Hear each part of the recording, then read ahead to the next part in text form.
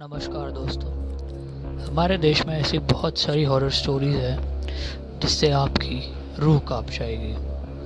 और जो जगहों पर वो स्टोरीज़ हुई है वो जगहों के आजू बाजू में कोई भी भटकना नहीं चाहता, और जो भटकते हैं उनको वहाँ पर नेगेटिव एनर्जी अपने आप फील हो जाती है। इसके बाद वो बहुत दिनों तक बीमार रह जाते हैं। आपको सुन के बहुत हैरानी होगी कि हमारे मुंबई शहर में दहीसर नाम की एक जगह पे एक बिल्डिंग है, उसका 6th फ्लोर रूम नंबर 604 बहुत ज़्यादा हॉन्टेड है। मैं अगेन कह रहा हूँ, बहुत ज़्यादा ही डरावना है। ज़्यादा लोगों को उसके बारे में कुछ पता नहीं, और जिनको पता है वो बोलने की हिम्मत नहीं करते, क्योंकि ऐसा कहा जाता है पिछले 7 सालों में वहाँ पर 10 लोगों ने सुसाइड किया है, और उसका रीज़न किसी को नहीं पता।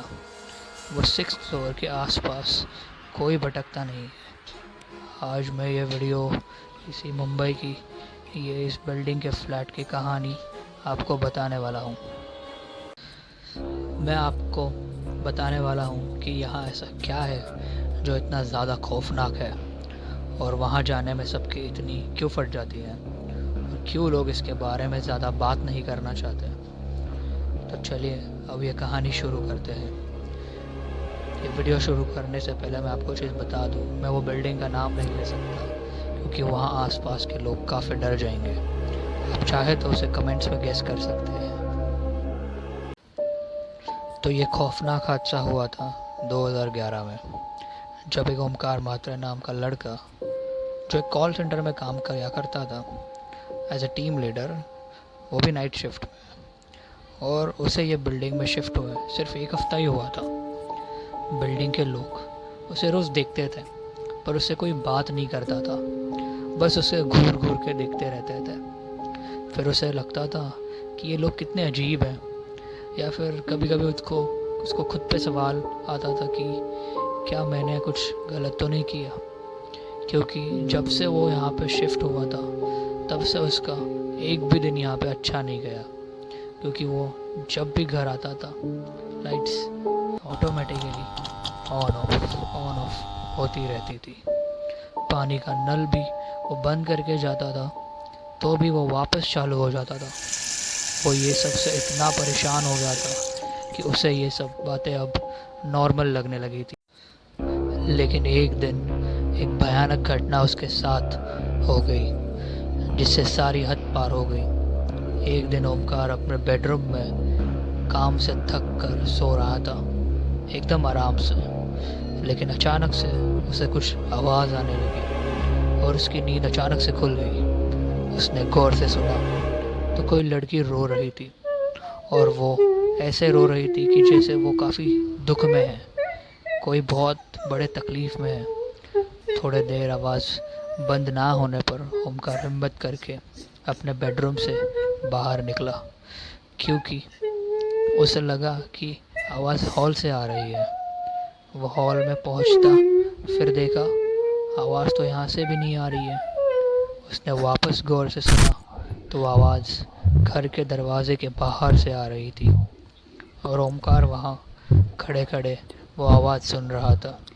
तभी वो आवाज़ अचानक से बंद हो गई और दरवाजे पे किसी ने दस्तक दी। किसी ने 5 बार टकटकाया। फिर ओमकार ने हिम्मत करके दरवाज़ा खोला, और फिर वो देख के ही शॉक हो गया कि दरवाजे के बाहर कोई भी नहीं था, कोई भी नहीं। उसे ऐसा लग रहा था कि फ्लोर पे कोई है ही नहीं, इतना सन्नाटा था वहाँ पे। वो सब देख के ओमकार ने डोर जल्दी से बंद कर लिया, और बंद करके ही जैसे ही वो पीछे मुड़ा, उसके ठीक आंखों के सामने एक लड़की खड़ी थी जिसकी दोनों आंखें बाहर आई हुई थी, जिसके सर से खून बह रहा था। फिर उस लड़की ने बड़ी डरावनी आवाज़ में ओमकार को कहा, तेरी मौत भी वैसे ही होगी जैसे बाकी के लोगों की हुई थी, बस 4 दिन और तेरी मौत पक्की। ये कह के ही वो लड़की गायब हो गई, और ओमकार वो सुन के ही वही बेहोश हो गया। और वो पूरी रात बेहोश रहा। उसे सीधा अगली दिन सुबह वो बेहोशी की हालत से उठ के ही बिल्डिंग के सेक्रेटरी के पास भागा और वहाँ पे जाके उनको सब कुछ बताया जो कल रात को हुआ। उसके पहले जो भी कुछ हुआ था वो सब उसने उनको बताया। लेकिन ताज्जुब की बात थी कि सेक्रेटरी को ये सारी बातें पहले से ही पता थी। वो फ्लैट के बारे में उनको पहले से ही वो सब जानकारी थी, लेकिन उसने ओमकार को कुछ ऐसा दिखाया नहीं कि उसे सब पता है। उसने सिर्फ ओमकार को दिलासा दिया और कहा मैं कमेटी मेंबर्स के साथ बात करके कल तुम्हारे घर विज़िट करता हूँ। लेकिन ओमकार उनके बातों से बिल्कुल भी सेटिस्फाइड नहीं था, क्योंकि बातों से कुछ नहीं होता। रहना तो उस घर में ओमकार को ही था। जो घर में ओमकार के साथ कोई तो रह रहा था जो ओमकार को भी नहीं पता था कि वो कौन है। बस उसे ये पता था कि ये कोई इंसान नहीं है, ये कोई एक भयानक आत्मा है, क्योंकि कोई इंसान तो ये सब नहीं कर सकता। ये सब होने के बाद सेक्रेटरी को बहुत ज़्यादा गिल्टी महसूस हो रहा था, क्योंकि मुझे ये सब बातें पहले से ही पता थी। ये उनको बार बार मन में आने लगा। ये सब बातें उन्होंने क्यों नहीं बताई और ये सब बातें वो लोगों से क्यों नहीं शेयर कर रहे थे, वो सब बातों का उनको बहुत पछतावा हो रहा था। फिर सेक्रेटरी ने सोचा कि यहाँ पे 7 सुसाइड ऑलरेडी हो चुके हैं, अब मैं ये 8वां नहीं होने दे सकता। मैं अभी जाऊँगा और उसे सब कुछ सच बता दूँगा। और फिर सेक्रेटरी बहुत हिम्मत करके जाता है वो रूम में 6th फ्लोर 604 में, और पहुँचते ही उसने देखा कि रूम का दरवाज़ा तो ऑलरेडी खुला हुआ है। वो अंदर जाते ही देखता है तो उसकी रूह कांप जाती है, क्योंकि सामने ही ओमकार पंखे से लटका हुआ दिखा। उसने फांसी लगा के सुसाइड कर लिया था। उसके घर पे ये सब देखते ही सेक्रेटरी काफ़ी शॉक हो गया। उसे काफ़ी गिल्टी फील हुआ, क्योंकि 7 सुसाइड ऑलरेडी हो चुके हैं ये कमरे में, अब ये 8वां भी हो गया। फिर उसने ये चीज़ ठान ली कि वो अब यहाँ पर किसी को रहने नहीं देने वाला।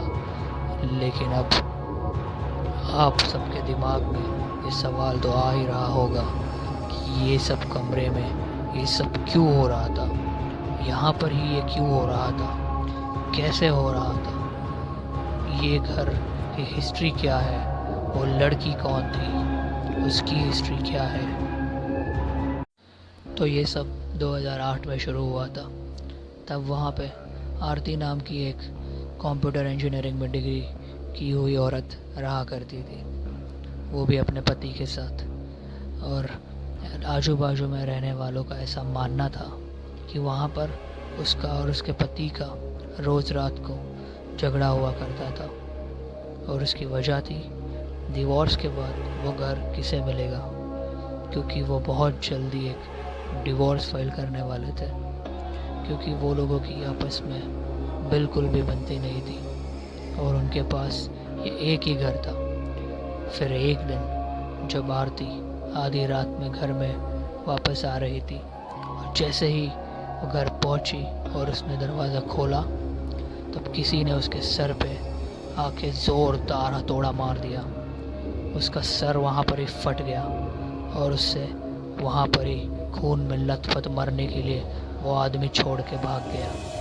और फिर बाद में वो घर आरती के पति के नाम पे हो गया। आप लोग कमेंट में गेस कर सकते हैं कि आरती को हथौड़ा किसने मारा। भले ही आज वो घर आरती के पति के नाम पर है, पर रहती तो यहाँ पर आज भी आरती ही है। बस वो अभी एक आत्मा है, एक प्रेत है। आखिर में मैं आपसे सिर्फ इतना ही कहना चाहता हूँ कि अगर आपके घर में आधी रात में कोई दरवाजे पे दस्तक होती है तो उसे बिल्कुल भी खोलना नहीं, याद रखना, बिल्कुल भी नहीं।